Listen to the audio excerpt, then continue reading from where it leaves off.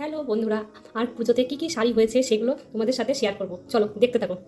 ও বন্ধুরা, আমি কত শাড়ি পেয়েছি পুজোতে, চলো দেখাই তাহলে। এই একটা, এটা মেরুন কালারের, আমার পরলে কেমন লাগবে বলো তোমরা। তারপর এটা একটা, এটা খয়েরি কালারের, এটাও বলো কেমন হয়েছে। তারপরে এটা হচ্ছে টিয়া কালারের। দেখো বন্ধু, আর একটা পেয়েছি রানী কালারের, এটা রানী কালারের সাথে তুতে কালারের পার, এটা হচ্ছে তুতে কালারের পার।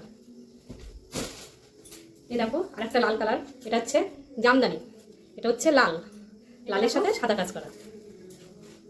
এটা হচ্ছে রানী কালারের, এটা হচ্ছে রানী কালার। আর এটা হলুদ পার লাল। কেমন হয়েছে বলবে কিন্তু আমার। এটা হচ্ছে টিয়া, টিয়ার সাথে লাল পার। এটা একটা, এটা হচ্ছে মেরুন, মেরুনের সাথে সবুজ পার। তাহলে আমার শাড়িগুলো কেমন হয়েছে অবশ্যই কমেন্ট করে কিন্তু জানাবে।